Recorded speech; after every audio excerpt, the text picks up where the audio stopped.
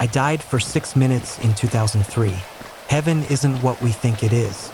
With apologies to the religious, I feel my story must be shared.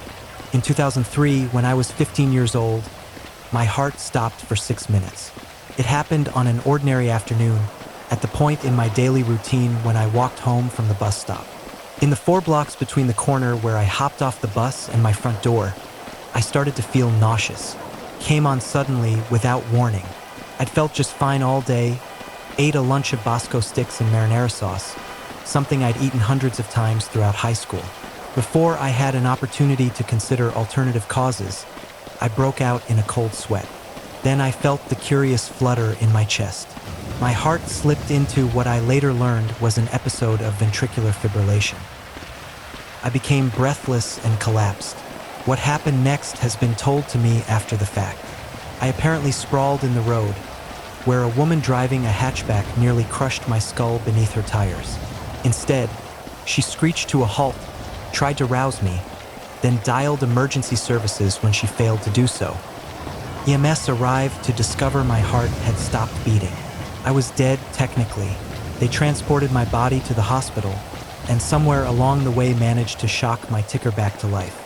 Thus began a harrowing weeks-long journey through the American healthcare system that led eventually to an ablation, pacemaker, and mountains of debt my family is still dealing with. But my heart's all right, because what I learned that day has taught me never to thank God for anything. Because for those 6 minutes, as my lifeless body traveled across the city accompanied by 2 paramedics working tirelessly to revive me, my soul transcended our world to visit the hereafter. During my visit, I learned things about our universe that I wish I hadn't. Perhaps in sharing my story, I might help our species prepare for what comes after we expire. It began with light, blinding, white, pervasive. It bathed me, calmed me. It was everything they tell you about. Beatific, welcoming, the stuff of spiritual experiences. I had the distinct feeling of ascent, like the light was lifting me skyward. I passed through several sets of gates, which my dizzied consciousness hardly registered. Upon reflection, I don't believe they were physical in any sense, and yet I recall the feeling of admittance, as if they might have prevented me from rising had they remained closed. In any event, I arrived in a place without dimension, a place beyond reality. It only made sense while I occupied it. I don't believe a corporeal being can make sense of the astral plane. Something about its intangible existence defies translation. So what I came away with were more impressions than images. I was not alone. Several life forces enclosed me upon my arrival. At first, because of my Christian upbringing, I believed them to be angels. In my incorporeal form, I made the spiritually equivalent gesture of opening my arms, anticipating their embrace. Instead, I felt myself shackled by their powers, like a collared dog. Humiliation and terror came over me. These were not the ethereal beings I'd been led to believe await us. These were cruel, unsympathetic overlords by whom I was fettered. Why? I thought, my soul wailing like a petulant child. Something like laughter returned, but it was cold, mocking. Thoughts floated into my consciousness like birds winging in and out of sight. They delivered some horrifying truths about existence that I'll do my best to relay to you now. Our universe, like many others running parallel to it, contains a pittance of the total energy in existence. It is a farm used to produce souls, which only arise in the precise conditions found in our cosmos. When you hear scientists talk about the improbability of the existence of our Goldilocks universe, it's because they don't actually come into being spontaneously. They're designed, and the hands that craft them are not benevolent gods, but rapacious beings with little care for the creatures they create. Our ultimate purpose, I learned in the custody of the spirits that shackled me, was to ripen until we were ready to serve them on their higher plane. The Big Bang gave birth to the universe to give rise to life to eventuate in humanity, a sufficiently conscious organism that may be harvested for use as slaves on a higher plane, where time and space dissolve into an eternity we spend in servitude. 6 minutes in heaven felt like a lifetime, which I spent amusing what I perceived to be a childlike spirit with a penchant for psychologically distressing manipulation. It batted me around like a cat with a caught mouse, reveling in the pain it produced. Physical discomforts we imagine hell inflicting upon us pale in comparison to the torture of soul pain. Loss of a loved one comes closest, that piercing emotional damage resulting from trauma. When it became clear my time had not yet expired on Earth and I was to return, I was told not to reveal their existence to the rest of my kind. My reward, they communicated to me, would be a marginally improved station among the slave population. Alternatively, if I managed to convince others of their existence, new horrors would await me when I returned. I can't imagine anything worse than what I experienced, subsumed beneath an ineffable grief and torment. For weeks, I tried to explain to anyone who would listen what I experienced. Everyone told me I'd suffered a very serious and traumatic experience for a young man, that the event left scars on my psyche as well as my heart. I gave up trying to convince them. I slowly began to convince myself that what they told me was true. I simply imagined it. A death dream, as it were. The mind reckoning with its own imminent demise, trying to make sense of the experience. Then I met someone who claimed to have met God. This was a few years later, when the author of a nonfiction book recounting their near-death experience visited my hometown. I won't reveal the author's name as I don't want to invite a lawsuit, which I'm sure he'd launch against me if he read that I'd besmirched him. I attended a reading and afterward confronted him about his tale. I looked him in the eye and asked if he really met God, something I'm sure he's dealt with hundreds of times. He smiled and nodded, assuring me that yes, God is real and is filled with love. On a lark, I decided to tell him that I knew the truth, that slavery awaits us all. A flicker in his gaze betrayed his knowledge of the fact. He really had died and visited the afterlife, but lied about it in his book. Because he knew the truth of heaven, the horrible place our souls are bound for. Story 2. I visited heaven, and I'm not sure I'll come back again.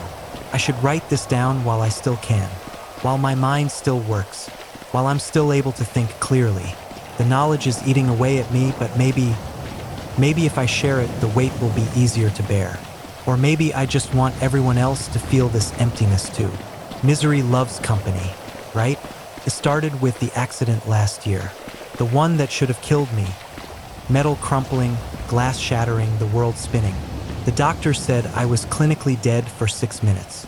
6 minutes here, and in that moment, I seemed to find paradise. Even now, I can still feel the warmth of that place clinging to me. It's not comforting, it's a reminder, a cruel whisper of something I may never have again. Every waking moment I am here, I yearn for it like a drug that never leaves me. How do you describe perfection to someone who's never seen it? It's like trying to explain color to the blind.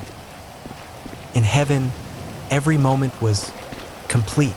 The light didn't cast shadows, not because it was too bright, but because darkness couldn't exist there at all.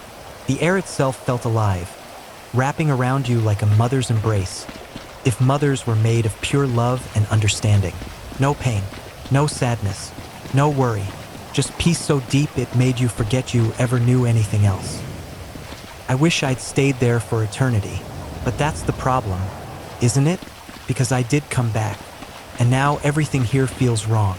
Colors are muted, like someone drained all the life from them. Food tastes like ash in my mouth. Music is just noise. Even the air feels heavy, contaminated with all the imperfections I never noticed before. This morning, I caught my reflection in the bathroom mirror. For a moment, I didn't recognize myself. My eyes, they're different now, emptier, like windows someone forgot to close, letting all the warmth escape. Sometimes when I look too long, I swear I can see through my own skin, like I'm already starting to fade. My mom shouted at me yesterday, "Please, honey, speak to me. Tell me what's wrong." Her voice cracked, desperate. If only you knew, Mom. If only you knew. But even if I told you, you wouldn't believe me. How could you? If you saw what I saw, then, I wonder, would it ruin you too? Would it make you yearn for something you can never have? I know what you did, Mom. The sins you have made. You broke one of the rules. I may be yours, but I'm not Dad's. Your name in heaven has already been crossed off. I met Dad there, you know. He wasn't the bitter man who left when I was 12. He was whole, complete. He said he still loved you, Mom, even after everything, even knowing the truth. Do you know what happens to those whose names are crossed off?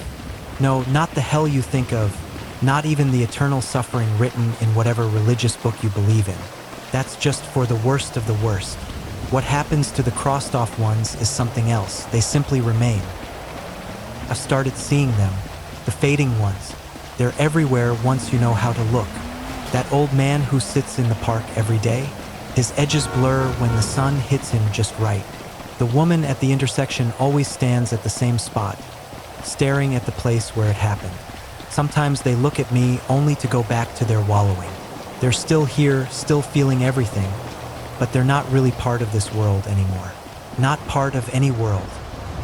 You might think I am afraid and terrified of them, with some unlucky ones having holes in places of their body and severed parts that only allowed them to drag their bodies around. But instead, I feel pity. They're not just ghosts. Imagine being tied to your body even as it rots away, feeling every agonizing moment as your form decays and fades, becoming less and less. You try to hold on to your thoughts, but they dissolve like sand through your fingers, leaving only the unbearable awareness of everything you're losing. It never stops. The feeling, the awareness, they linger, a cruel punishment till everything you are fades away to dust. That's what the people there told me anyway. The ones who welcomed me to heaven, the ones who warned me about the rules. They told me every action has consequences. Every word either brings me closer to or further from that perfect place. I can feel myself changing, becoming something rigid and careful. Each movement calculated, each word weighed against eternity. Last night, I tried to eat dinner with Mom. She made my favorite pasta, trying so hard to reach me. As I watched her move around the kitchen, I felt a pang of guilt and something else. Pity, maybe? Love? I'm not sure anymore. I smiled at her, but it wasn't real. Not the kind that reaches your eyes. It's hard to feel anything real now. I want to warn her, want to tell her what's coming, but I can't. If I do, would it make her try to change? Could she change? Or would it just ruin her the way it's ruined me? Sometimes, when it's very quiet, I can still hear that perfect silence calling to me, and I know deep down that I'll do anything to answer it. But until then, I live. I continue, every waking moment worrying that I've done something wrong, something that might cross out my name. I'm sorry for sharing this. I just wanted to share this, not to convince you, nor to make you believe, only to unburden myself. And when the time comes, I'll be ready to go back.